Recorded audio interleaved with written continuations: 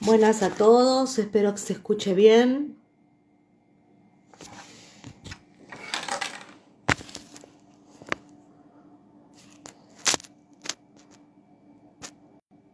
Buen día, ¿se escuchan? ¿Me escuchan bien?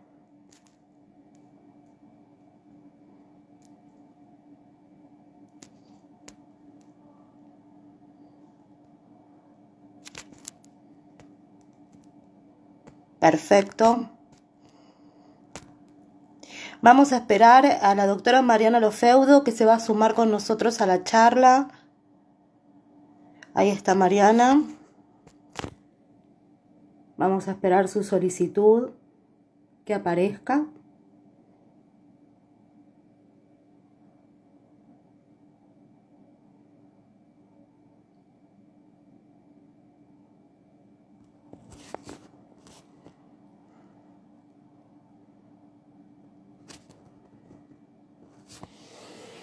Esta previa siempre me pone muy nerviosa, debo serles totalmente honesto a todos.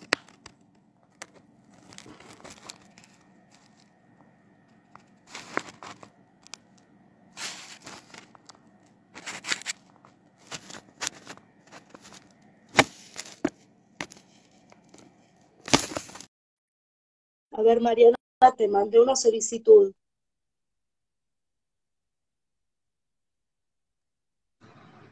Hola, Perfecto. Hola, ¿cómo estás? ¿qué tal, Buen día, Andrea? buen día. Buenas tardes. Buenas tardes Buenas a todos. tardes. Vamos a esperar a que se sumen. Vamos a guardar unos minutitos más que están ingresando para compartir este encuentro.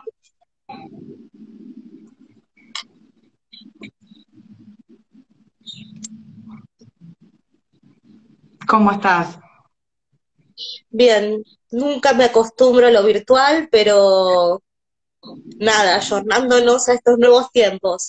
Así que es la manera de compartir espacios académicos y de reflexión. Sí, pone un poco en estado de incertidumbre hasta que, bueno, arranca, se puede hacer la conexión bien, el wifi está perfecto, se escucha bien, todo viento en popa, Andrea. Bueno, vamos a relajarnos un poco entonces. Ya está, lo más difícil ya está. No tentemos al destino. Tenés Bueno, razón. bueno, para comenzar, mientras se van sumando nuestros colegas, en primer lugar, darles la bienvenida a todos en el espacio de carrera de especialización en discapacidad y derechos, y partimos por agradecer al director de la carrera, el doctor Juan Antonio Seda, a nuestras queridas compañeras, amigas que nos han apoyado tanto en este tiempo de la preparación, Valeria Recabarren y Alejandra de la Rosa, y a nuestro grupo de colegas, de profesionales de todo el país, del Grupo Federal, que siempre están ahí sosteniendo, apoyando y también abriendo un campo de reflexión académico para todos. Voy a presentarme para los que no me conocen.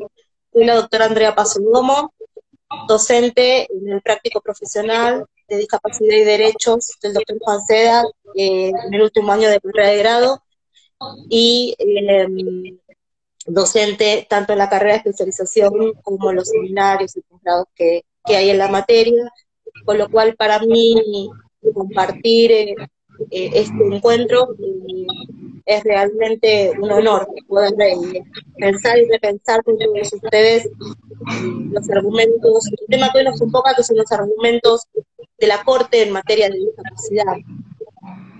Mariana, te doy la palabra para poder que te presentes y poder iniciar el espacio que hoy nos convoca. Bueno, buenas tardes a todos. Andrea, un gusto estar acá con vos compartiendo esta charla. Primero, más que nada, agradecer, por supuesto, al doctor Juan Seda por este espacio, a la carrera de especialización de discapacidad y derechos de la UBA, Y por supuesto que adhiero a los agradecimientos a la doctora Recabarren y a la doctora Alejandra de la Rosa. No voy a mirar los comentarios porque me quedo... Ahora Eh, los voy bueno, a silenciar. tranquilo. Les queremos decir y compartir, acá tienen el correo Ah, electrónico bien. de mi carrera. A ver, creo que se me borró, ahí voy de nuevo. No, no, no, está fijado acá, acá se ve. Ah, perfecto. 2 veces está. Bien. En el cual pueden enviar por correo electrónico las consultas y al cierre de este encuentro, sobre el final, vamos a abrir un espacio de preguntas y de debate, lo que necesiten, luego de lo que tenemos para contarles en este ratito que compartimos. Bueno, si me permiten, voy a ver si puedo bloquear los comentarios. Bueno, mientras Ahí yo me está. voy presentando, soy Mariana Lofeudo, abogada, especialista en discapacidad y en derecho ambiental. Soy docente de la práctica profesional del patrocinio jurídico gratuito de la UBA, la Convención 1400 con SEDA. Soy docente también de la carrera de especialización y del posgrado de discapacidad y derechos de la UBA y, por supuesto, de los seminarios intensivos de discapacidad y derecho que se dictan a lo largo de nuestro país. Así que bueno, también saludo y agradezco a nuestro grupo federal que siempre nos mantiene informados y en constante debate.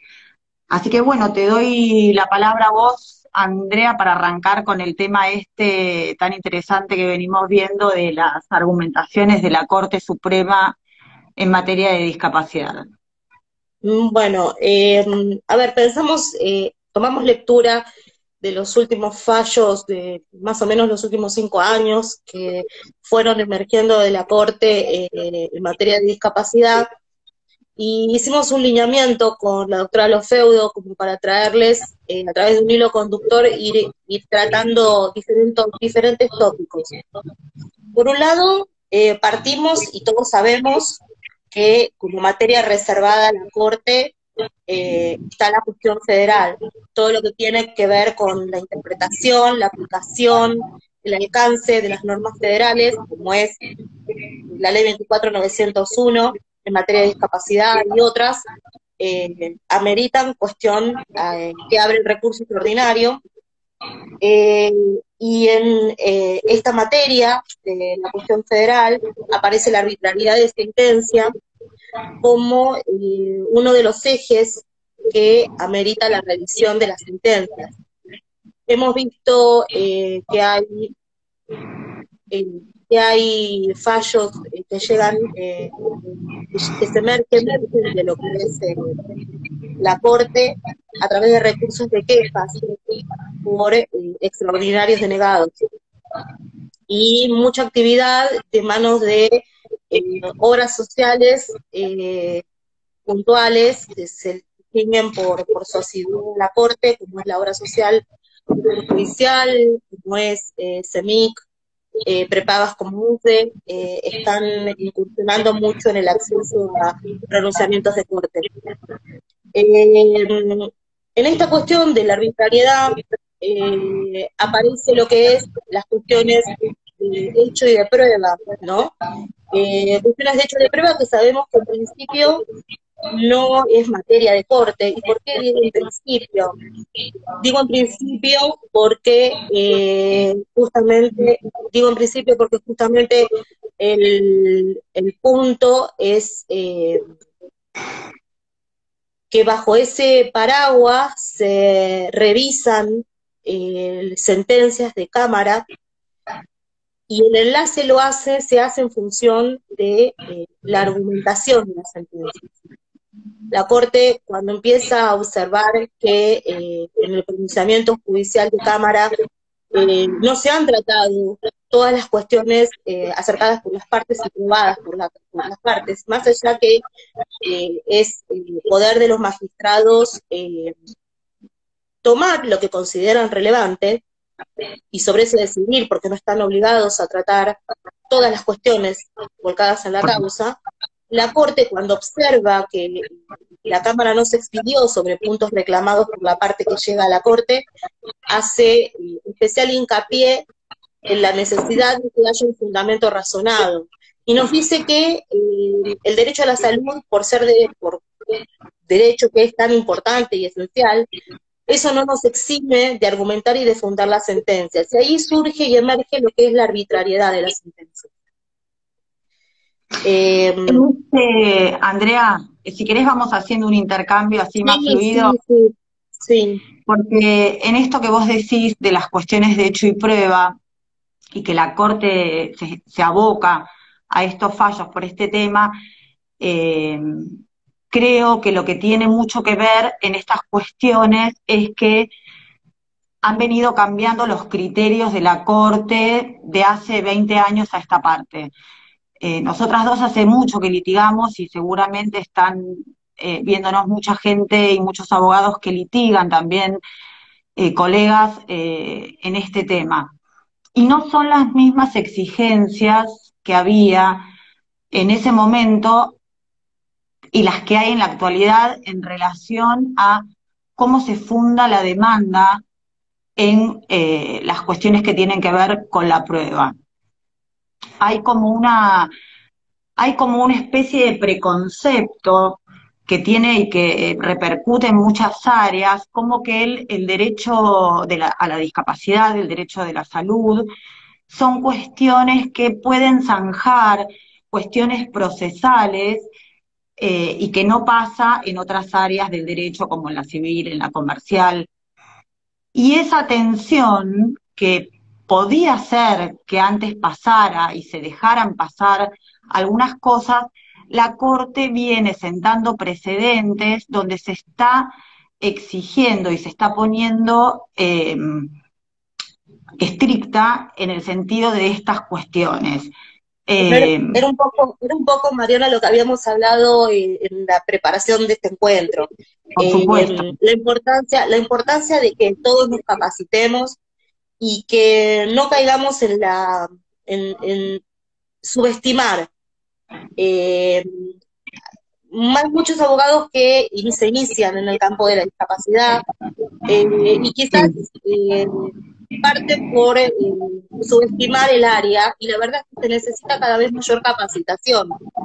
La carrera de especialización me parece un espacio de discapacidad y derechos que toma la forma de carrera de especialización en el marco de la Universidad de Buenos Aires, que la dirige el doctor Juan Seda. Me parece que es un espacio, una oportunidad sanadora para seguirse formando.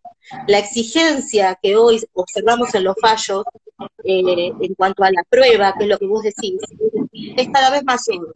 Y vamos a mostrarles a lo largo de esta charla de hoy cómo han cambiado cuestiones que dábamos por sentada y que quizás no teníamos necesidad de salir a probar, y que ahora sí necesitamos salir a probar, y tenemos que preverlo en el momento de hacer el planteo de la demanda, ¿sí? Y que no basta con cuestiones livianas, es cada vez mayor la exigencia hacia el amparista. Por más que lo venga a suplir las instancias anteriores en juzgados, que como hablábamos, juzgados que quizás tienen una mirada más protectora hacia el amparista, no pueden suplir la carga que le corresponde a cada parte completa. Perdón que te interrumpí, Mariana, pero me pareció oportuno. Pero muchos de los fallos que vamos a ir comentando tienen que ver con esto que vos decís. Muchas veces el juzgado, con una intención o con una mirada tuitiva, suple la deficiencia de la actora por estar en juego derechos tan fundamentales como la salud y muchas veces la vida, que después cuando llegamos a la Corte, esas cuestiones terminan jugándonos en contra y se sientan precedentes donde van fijando pautas y requisitos cada vez más estrictos. Esto es lo que hacemos hincapié en nuestra labor como docentes y más que nada en la práctica profesional, cuando hablamos y recalcamos y machacamos a los alumnos el tema de la prueba en el amparo. El amparo, hay mucha gente que piensa que hacer un amparo es fácil. Bueno, es relativamente fácil, pero hay que saber, hay que capacitarse, hay que estudiar, y no solo las cuestiones que tienen que ver con salud y discapacidad, las cuestiones procesales, porque la ley de 19.000, nunca me acuerdo el número, mirá que 986, no, 16.986, perdón, la ley de amparo, también trae cuestiones procesales. Y muchas cuestiones procesales, como esa ley es una ley vieja, se van fijando sobre la marcha. Las demandas tienen que estar fundadas. La prueba tiene que estar ofrecida desde un montón de puntos de vista. Documental, informativa, pericial médica, pericial informática, todas las pruebas que hagan falta, porque si no, devienen estas cuestiones, que en la Corte nos pueden dar vuelta un fallo. Y no es que no pasa, sí pasa. La Corte hace mención cuando habla, tacha de, tacha de arbitrario, tacha de infundada las sentencias, y se mete en esta cuestión, pero no se trató lo que la demandada trajo y probó en el expediente, y era relevante. Entonces, una materia, como son cuestiones de hecho y prueba, que no es una materia que sea de competencia de la Corte, empieza a caminar como un hilo muy fino, en donde la Corte hace lugar a la queja, nos dice que la sentencia no está fundada, que como tal pierde el carácter de sentencia, lo tacha de arbitrario, y en ese tachar de arbitrario manda a volver a revisar. Entonces, es ahí donde es muy importante, y es un poco lo que hablábamos antes en cuanto a la responsabilidad de la asistencia letrada, tanto individual como colectiva, porque en todo esto fijamos precedentes. Y no se trata meramente de la familia que llega a la Corte, se trata de todos los que están detrás, porque por más que las sentencias alcancen un efecto entre partes, como bien lo sabemos, son guía para los juzgados inferiores. Entonces tenemos que ser responsables, cuidadosos y prepararnos en este tema. Cuando hablamos de prueba y hablamos de las cuestiones de hecho y de prueba, me llevo a hablar a prueba negativa. No sé si querés Sí. arrancar con este tema en cuanto a cómo hubo el cambio y contarles a quienes nos acompañan lo que tiene que ver con los cambios a nivel de nomenclador y aplicación de nomenclador del año 2017, haciendo un comparativo con otra posición de prueba negativa del año 2011 de nuestra Corte. Sí, con respecto a esto de la prueba negativa, tenemos dos precedentes muy importantes que sienta la Corte, uno en el 2011, en el fallo creo que era RD. Les quiero avisar que van a estar disponibles o les vamos a enviar si necesitan los fallos que vayamos comentando. Tal vez después es difícil buscar por RD y encontrar el fallo, así que no se preocupen, nos escriben un correo a discapacidad y derechos.uva@gmail y les podemos enviar los fallos, no hay ningún problema. Si no, en la página de la Corte. El fallo GIM era, GIM con PAMIL del 2011, sí, y el pero del 2000... También sí. Había uno que trataban dos materias distintas, pero tenían que ver con prestaciones por discapacidad, pero en RD se había citado el precedente de que, o sea, se citó el presidente claramente de que la carga probatoria era del agente de salud, en cuestiones era por tema de escolaridad, y sí, recuerdo. La Corte fue en ese sentido, dijo, bueno, la que tiene la carga de la prueba es el agente de salud, ya sea la obra social, la prepaga, no la parte, ¿sí? Tiene que demostrar que tenía, por ejemplo, como en este caso, una oferta análoga dentro de sus prestadores, por ejemplo, o que el pedido de la familia, del padre, el curador, quien sea, era irrazonable o exorbitante. Entonces sí, bueno, en la parte más fuerte pesaba la carga probatoria esta negativa. Ese era el precedente 2011.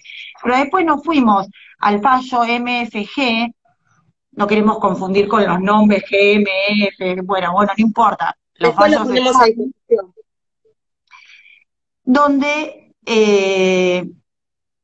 la Corte revierte el criterio y dice, no, la parte tendría que haber demostrado, o sea que impone a la actora una carga probatoria de una prueba negativa, que no había otra opción. O sea, eso mismo en relación, este tema que tiene que ver con escolaridad, era por una escolaridad privada, sabemos que la 24901 lo que avala es, por supuesto, la escolaridad estatal, y en el caso de que no hubiera dentro de la oferta pública una escolaridad que se ajuste a las necesidades de la persona con discapacidad, ahí sí se podía acceder excepcionalmente a la oferta de la educación privada, pero la norma de la 24901 es esta, la educación pública.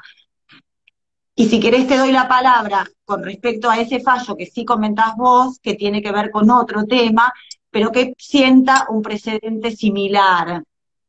Sí, el fallo GME con PAMI, también en 2011, ahí la Corte dijo que no era razonable y era como desnaturalizar la ley 24901, en pedirle a la parte actora que documentara su imposibilidad de poder cubrir las diferencias en la prestación de acompañante domiciliario.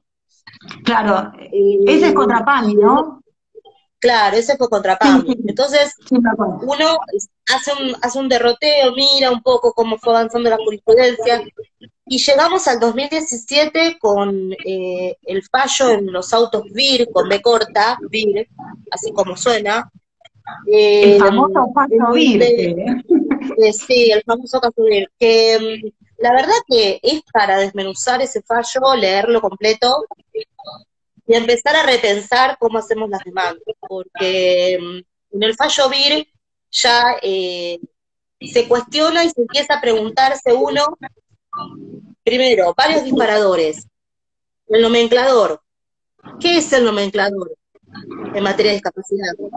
Es aquello que sabemos desde el principio que es orientativo para los efectos de la facturación, que en base al cual el actual mecanismo de integración hace los reintegros a las obras sociales, que es discrecional.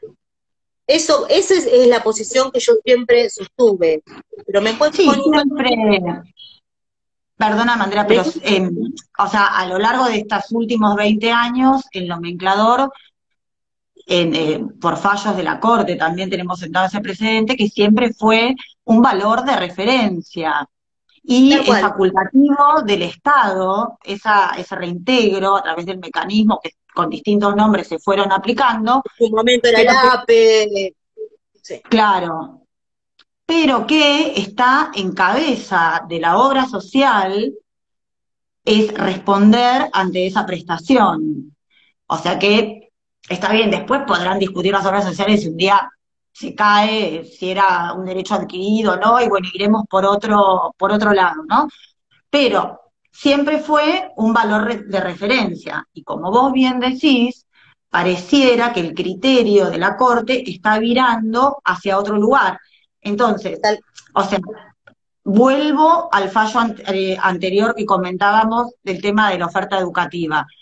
O sea, que en mi demanda voy a tener que demostrar toda la prueba negativa, digamos. O sea, como base voy a tener que demostrar si yo estoy solicitando una escolaridad privada porque así correspondiera, porque así el equipo médico interdisciplinario decidió que determinado centro educativo, instituto, lo que sea, es la oferta adecuada y que se ajusta a las necesidades de la persona con discapacidad, entonces, primeramente voy a tener que demostrar, no yo, no la obra social o el agente de salud, yo, o digamos la parte actora, cuando digo digamos que yo, la parte actora también, o sea, no es algo que uno se pueda relajar.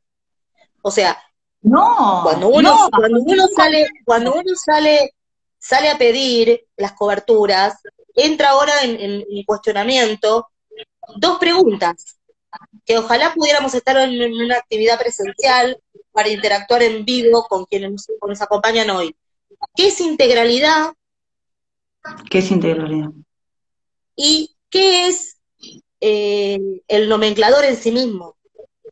Porque yo estaba absolutamente convencida desde lo académico que integralidad equivalía al 100% y que el nomenclador era referencial. Así salían, Andrea, así salían las sentencias. Otorgar la cobertura al 100% sin topes ni límites. Así Tal decía. cual. Pero ahora, ¿qué pasa? Ahora, ¿qué pasa? A partir del fallo BIR comienza a haber un cambio en esto. Y nos dice la Corte, señores, el derecho a la salud no es un derecho absoluto.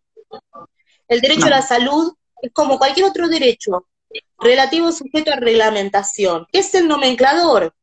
El nomenclador... Andrea, hace una salvedad sí. ahí, déjame agregarte esto, que no está, que está sujeto a reglamentación, a las leyes que reglamenta su ejercicio, y por suerte nos deja una frase que dice sin alterar su sustancia. Que sea Entonces, razonable.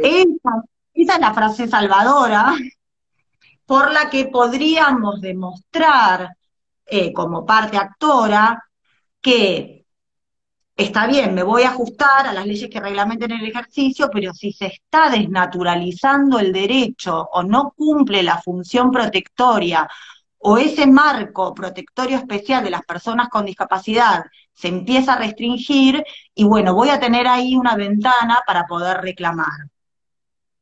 Que no porque es un habla dato ahí habla de la razonabilidad. no. Entonces la Corte nos dice, bueno, a ver, veamos, ¿de quién emana el nomenclador? ¿Quién lo crea el nomenclador? La autoridad designada por el decreto reglamentario de la 24, que reglamenta la 24.901, pone en cabeza al Ministerio de Salud. Entonces, el nomenclador vendría a reglamentar la 24.901. Por supuesto, de alguna Y manera sí. ahora, yo parte actora, voy a tener que tomar el recaudo, y acá viene el dato de la perla de oro para todos los que nos acompañan hoy, de que voy a tener que documentar cómo impactaría en esa familia una cobertura topeada en el nomenclador. Porque ahora pareciera que el nomenclador pasa a ser un tope razonable para las coberturas. Entonces yo me pregunto, o vuelvo a hacer la pregunta, ¿qué es integralidad? ¿Es la canasta de prestaciones? ¿No conlleva necesariamente el 100% de cada prestación en cuantía? Pareciera que no. Entonces, lo que dice la Corte es que yo tengo que demostrar en el expediente que salir a cubrir las diferencias, y ahí vamos a lo que es la prueba negativa, torna irrazonable esa reglamentación para esa familia, porque conlleva negarle el derecho a la salud como un derecho esencial al cual se busca la tutela en función del acceso a las prestaciones de discapacidad que necesita. Entonces, cuando hago la demanda, voy a tener que también pensar, si no acompaño un informe y documento con un informe socioeconómico de trabajador social, cómo es la economía de esa familia, y no me puedo relajar y dar por sentado, porque es muy probable que quizás en primera instancia y en segunda instancia tenga la misma mirada de siempre que se obtuvo. Pero si llega por queja a la Corte, y yo tengo que tener la prueba armada. Entonces ahí vuelvo al principio, la importancia de capacitarse, la importancia de los espacios académicos, y de que estemos en permanente actualización con la realización de posgrados, y que no hay que tomar con liviandad, sobre todo a quienes se inician en el ejercicio profesional o en esta área del derecho como un nicho nuevo para ejercer. Hay que interiorizarse, y no da lo mismo hacerlo de manera más relajada o más puntillosa. Hoy día no da lo mismo. Esto es lo que vimos con el fallo Will. Y yo me pregunto, y te pregunto algo, Mariana, si yo tengo que decir que el nomenclador es razonable, porque es una reglamentación a un derecho, ¿qué deber o qué deuda, qué débito tiene para con nosotros el Estado cuando tenemos un nomenclador desajustado al valor real de prestaciones? Porque, ojo, Claro. yo no niego de que hay abusos y que no se presentan situaciones de abuso desde él, quienes brindan muchas veces prestaciones No, de o sea, discapacidad, pero tampoco disculpame podemos caer en las falacias, ¿no?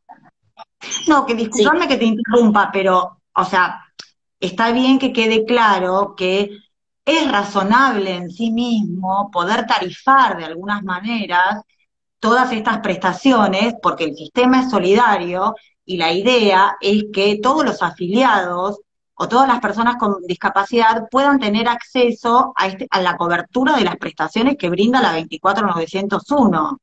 Entonces, no es irrazonable pensar que exista un nomenclador y que tarife de alguna manera las prestaciones. Entonces, por un lado, el inconveniente que yo veo es que se exige de alguna manera una labor del profesional que actúa en defensa de las personas con discapacidad o en representaciones del tercer sector, en las cuestiones que sean colectivas o individuales, pero que por otro lado, y sacando otro tema, que vos sabés que es un tema en el que a mí me gusta hacer hincapié, tampoco se le retribuye en concepto de honorarios al profesional toda esa labor. O sea, que es mucha la labor y cada vez es más exigente la labor al momento de iniciar una demanda de acción de amparo, porque están en juego derechos, como sabemos todos, que tienen que ver con la salud, con la vida. Entonces yo no puedo iniciar alegremente una acción sin estar capacitado y sin poder prever cómo me puede llegar a ir en cámara o en la corte, porque aparte las obras sociales y las empresas de medicinas prepagas cada vez, no todas, pero muchas y cada vez más, tienen equipos de abogados cada vez más especializados, que nos exigen a nosotros también estar a la altura de las circunstancias.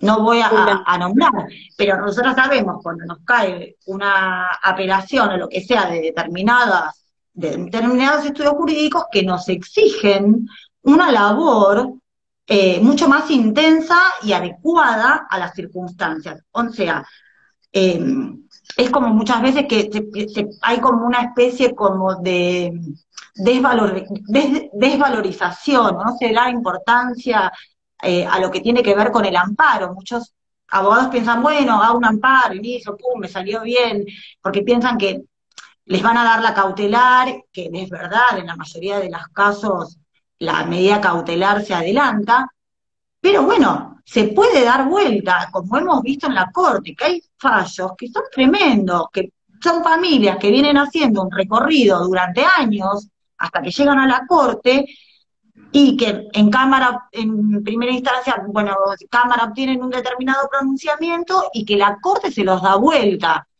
Te doy un ejemplo y ahora me acuerdo del caso que tiene que ver con la exigencia del CUD para poder reclamar.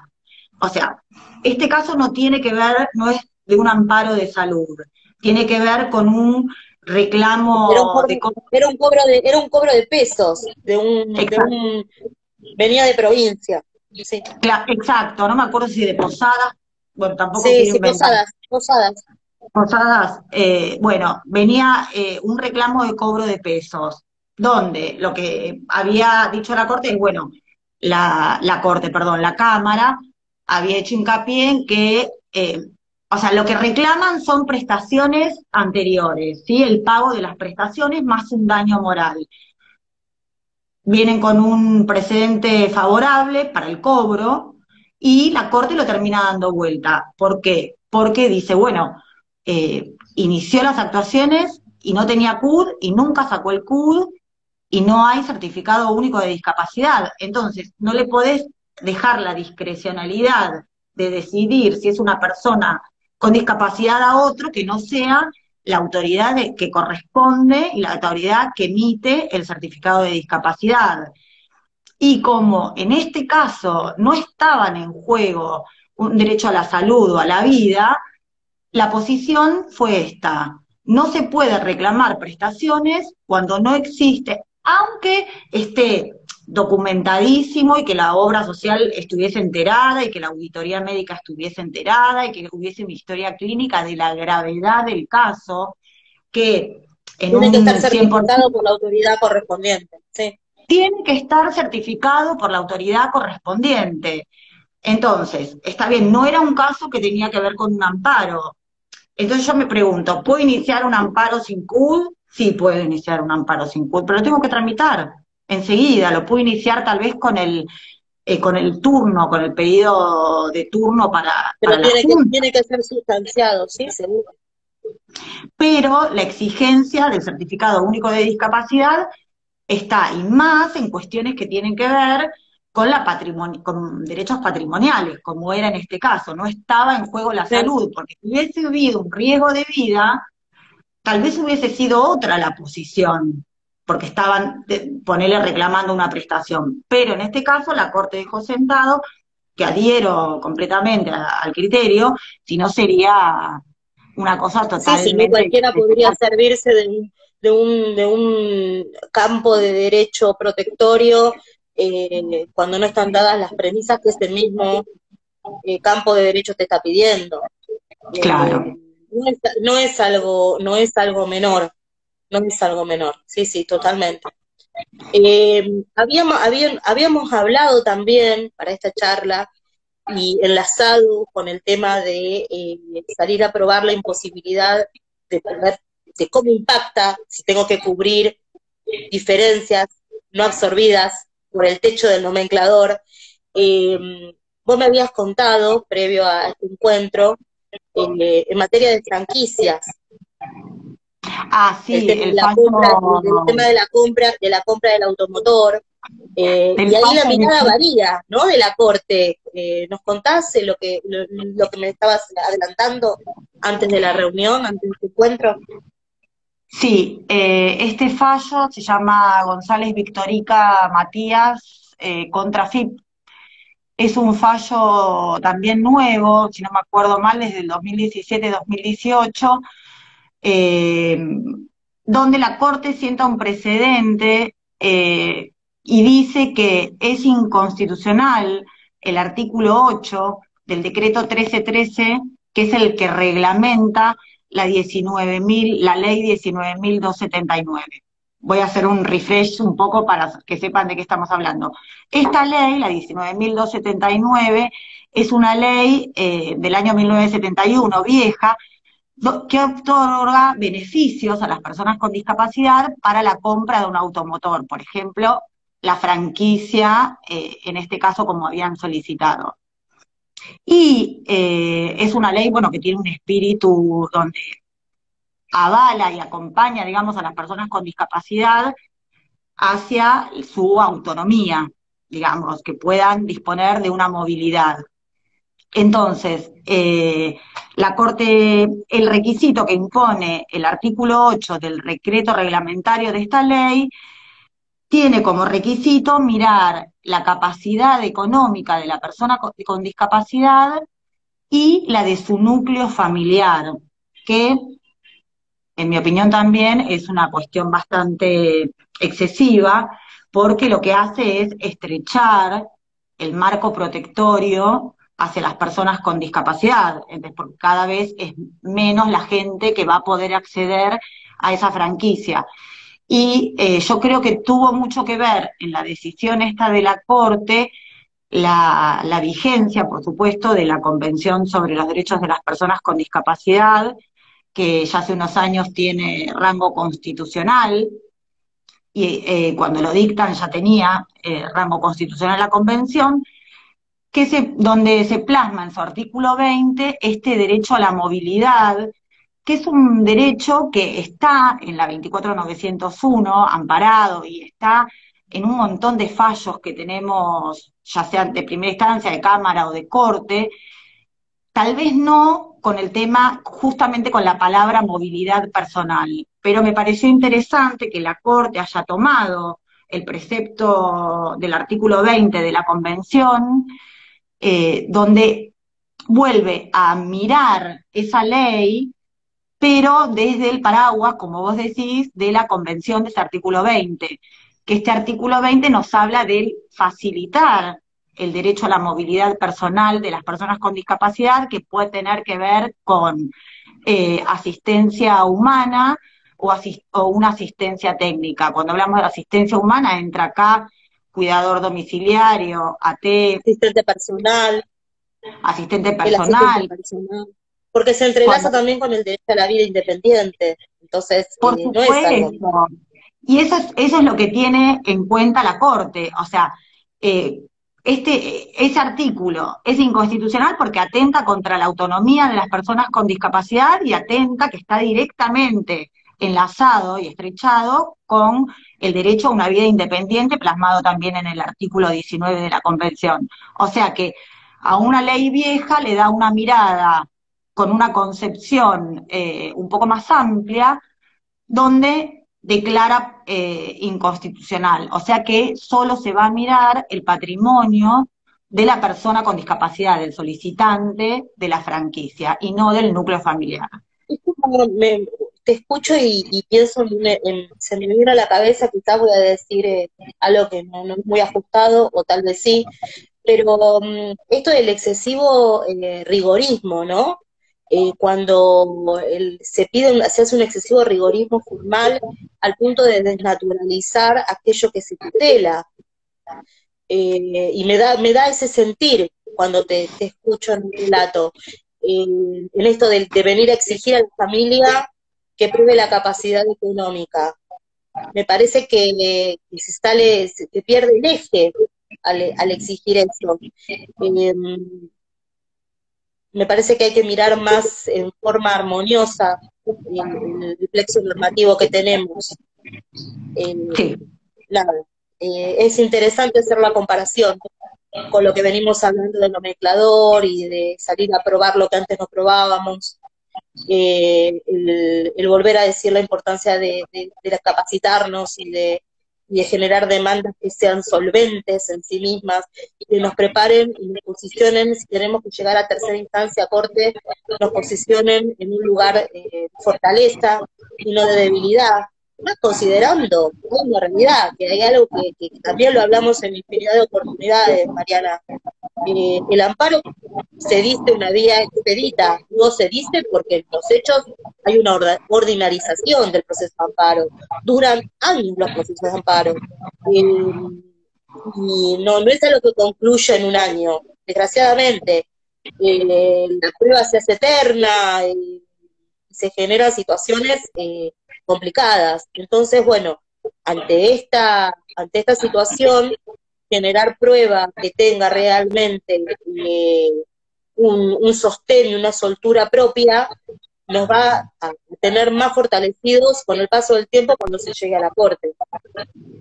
sí, Bueno, coincido con esto que vos decís y bueno, como para ir cerrando, si querés vamos abriendo, me parece que estamos bien con la hora. imagen congelada, ahí volviste, ahí volviste. Ah, Sí, no sé qué hora es, se me apagó, a ver, tenía acá luz.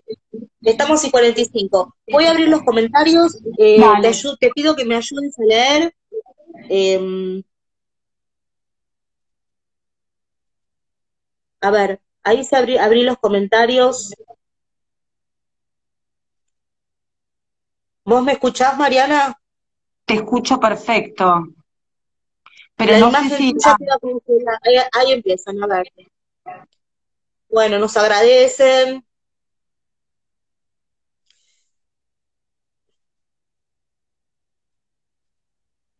Vamos a ver si emerge alguna pregunta, quieran que profundicemos algo. Bueno, nos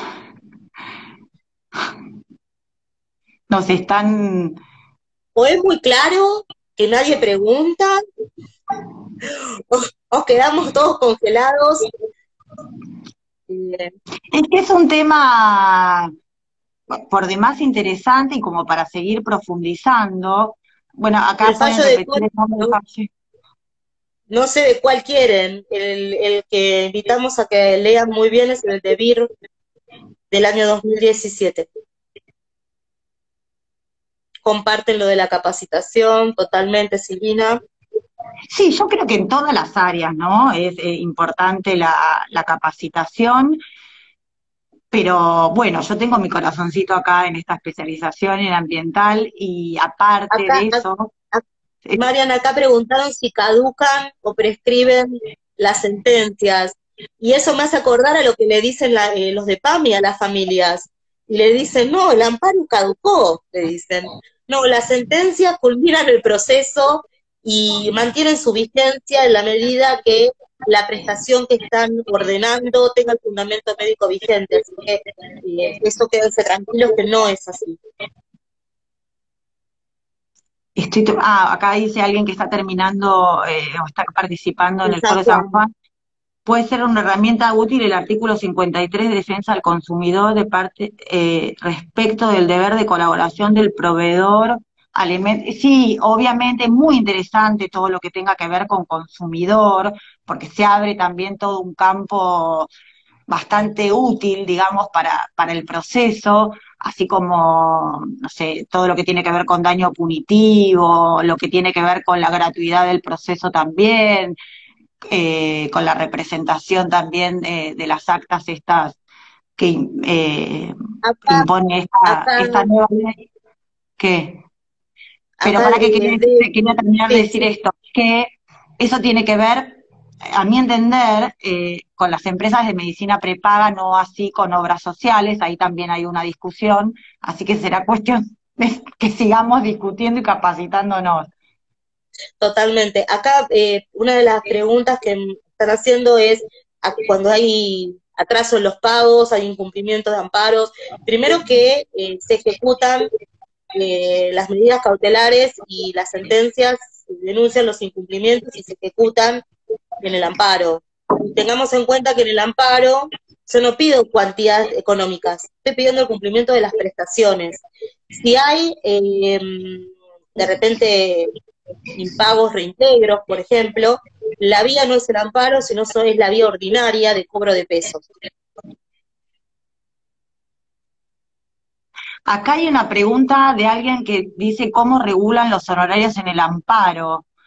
Bueno, ese es un tema que da para una charla, si quieren, porque aparte es un tema que a mí me preocupa en lo personal y en lo profesional, porque me parece que es como bastante hasta deshonroso cómo regulan honorarios en los amparos. Cada vez es lo que veníamos hablando, ¿no? Cada vez más, cada vez es más exigente la labor del letrado, por lo menos acá en los federales de Capital Federal.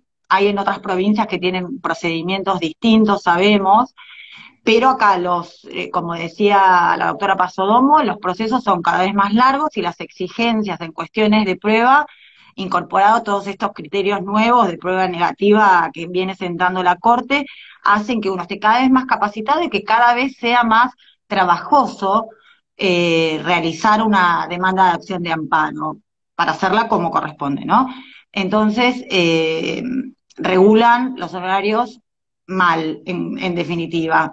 La ley quedó como muy atrás, la ley de UMAS, creo que regulan alrededor de 30 UMAS, ¿cuánto era? No, menos, Sí, están más o regulando. menos. Sí, no, igual si pongámosle en plata, si te llegan a regular, no sé, 70.000 pesos, después de litigar 3 años y dividimos todos los meses esa suma de dinero, nos alcanza para un café. Entonces, pero más allá de esa cuestión, que Sí, será sí, para analizar y discutir en un encuentro específico para eso. La verdad que tiene que ver con el honrar la profesión y jerarquizar el trabajo que se hace. Otra de las preguntas que surgieron acá es cómo creemos que impacta la informatización en el tema de los procesos. La verdad que el trabajo está triplicado hoy día. y he tomado conocimiento de exigencias de juzgados en los cuales si no subimos los megabytes exactos, no proveen las presentaciones, se ordenan a rectificar para volver a subir, y se empieza a generar muchas veces una situación de excesivo rigorismo formal que termina por desvirtuar derechos y garantías como es el acceso a la justicia. Así que me parece que yo celebro la informatización, pese a que es algo que nos exige mucho más trabajo, creo que va a ser sanador y que llegó para quedarse. Sí. Pero me parece que tenemos que todos estar en una misma línea colaborativa, en facilitar el ejercicio de la profesión y el acceso a la justicia, porque atrás del ejercicio de la profesión del abogado están las familias. Y no nos olvidemos de eso. No nos olvidemos de las familias, que son familias que vienen de caminar mucho y de pasarla mal, porque el que llega a la justicia por un tema de salud y discapacidad es porque no tuvo otra opción. No es porque es el camino más fácil, justamente. Así que, nada, eso. Acá hay Comparto. acá hay un comentario que dice, ¿puedo pedir sentencia cuando la prueba ofrecida surge de la prepaga? Sí, pedir sentencia uno puede pedirla siempre. El tema es, bueno, cuál es la prueba que realmente se pudo producir y qué extremos pude demostrar de todo de todos los hechos que narré, digamos. Eh, eso Lo es que importante. sí, lo que sí también se estuvo viendo, o se ve en estos últimos tiempos, es que las medidas cautelares en otras jurisdicciones, no en capital, pero en algunas provincias, se sujetan temporalmente, como una forma de obligar a la parte actora a que no descanse en la medida cautelar y durma el proceso principal. No me parece Claro. mal, pero el deber del impulso, si bien está en cabeza de la actora, también tiene que ver con quien tiene a su cargo la dirección del proceso. Me parece que ambas partes deben colaborar en arribar a una sentencia satisfactoria, en donde haya un pronunciamiento justo de los derechos involucrados, ¿no? Bueno, sí, hay mucha más doctrina en relación a que en realidad no debería prosperar la caducidad de la instancia en los amparos de salud y discapacidad, pero bueno, no es la doctrina mayoritaria ni la jurisprudencia mayoritaria, así que tenemos que trabajar como corresponde y saber que los tiempos procesales son fatales y tener digamos, como una cuestión de, no sé si de respeto hacia la caducidad de instancia, realmente puede provocar serios inconvenientes en los procesos Bueno, y en las personas, ¿no? sí, sí. No sé si hay Ah, alguna otra pregunta que se me haya pasado. acá dice, gracias por la respuesta y me gustaría una charla sobre los honorarios. Bueno, ya vamos a hacer alguna. Es un tema interesante, más que nada, eh, como letrados, ¿no? Poder defender nuestra labor, nuestra expertise y todo lo que implica cada vez más eh, el trabajo y la capacitación que exige estar a la altura de las circunstancias, donde todas las cuestiones que tienen que ver con discapacidad por el propio devenir de la vida se han complejizado en muchísimos aspectos. Entonces, bueno, hay que ir ayornándose sí o sí a las circunstancias. Acá están pidiendo que demos charlas sobre caducidad, honorarios, caducidad. Tan Ay, me importante encanta. es el derecho procesal. El derecho Procesal. procesal es tan importante, es tan importante. Se puede ganar o perder un juicio con el derecho procesal. A ¿Alguna otra ver, pregunta? ay, no sé, se me borra acá. ¿Cuál es el criterio que se sigue cuando la prestación? Acá me pregunta, ¿tuvieron casos de tutela anticipada? ¿Los juzgados están de acuerdo, por ejemplo, en medidas cautelares? Para. ¿Cuál es el criterio que se sigue cuando la prestación, esa da para otra charla también? ¿Cuál es el criterio que se sigue cuando la prestación reclamada no deriva directamente de la patología discapacitante en relación a una prepaga cobertura? Bueno, la cobertura supuestamente hay tiene que ver con, de discapacidad, tiene que ver con la patología. Y eso, en esa postura, digamos, restrictiva, las obras sociales y las prepagas están eh, parando, tratando de no otorgar prestaciones que no tengan que ver directamente con la discapacidad. Ahí también va a tener que ver la labor del abogado en demostrar cómo, tal vez con consejo médico también, cómo uno es una unidad inescindible y que una discapacidad determinada puede provocar consecuencias que en principio parecerían que no tienen que ver, pero sí tienen que ver. Así que también tiene que ver con esas cuestiones de poder demostrar esos extremos. Acá nos saludan, nos dicen todas Discapacidad y cosas muy lindas. derechos.uva@gmail.com es el correo electrónico perteneciente a la carrera de especialización de discapacidad y derechos de la Universidad de Buenos Aires. Queda a Acá disposición de todos. piden la charla de discapacidad. Si no es molestia, fija en el correo. Acá está fijado, mira, justo, discapacidad y derechos.uva@gmail. A ver si hay alguno más, si no ya podemos como ir. De cuidadora Cerrando. domiciliaria me pueden sugerir fallos. Sí, hay un Hay montón de un, cosas hay un también. montón de acompañantes domiciliarios, cuidadores, sí, hay un montón de fallos. ¿Cuál es Eh, el que Sería hablamos de cuestión de cuidador abrir la búsqueda. domiciliario ahora? De corte, no me acuerdo ¿Cómo? el nombre. El de corte este que citamos. No, el de corte es el 2011, es GME. A ver si lo tengo anotado por acá, les digo bien, pero es GME. Denme en un minuto. GME contra PAMI es del 17/12/2011. Pero descansa obviamente en el artículo 39, inciso D de la 24901. Por supuesto, sí.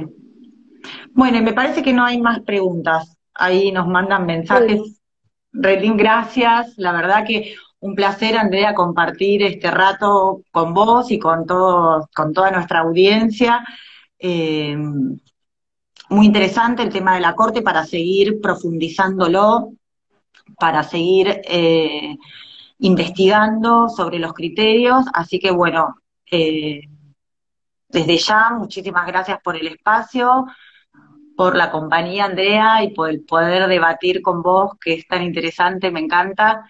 Y otra vez agradecer al doctor Seda y a la carrera de especialización de la UBA. sí, totalmente. Me sumo al agradecimiento y nada, que nos volvamos a encontrar todos en espacios donde podamos reflexionar desde lo académico y repensar qué más tenemos que seguir haciendo en pos del campo de la discapacidad, pensando en todas esas familias que concurren a los lugares de atención jurídicas en busca de respuesta. Nuestro deber de empatía, pero también de excelencia académica cada vez es mayor. Agradezco a todos, vuelvo a dejar el correo y un saludo a todos. Nos encontramos y los esperamos el miércoles próximo a la misma hora para un nuevo encuentro de charlas federales desde la carrera de especialización de Discapacidad y Derecho de la Universidad de Buenos Aires. Hasta luego. Hasta luego.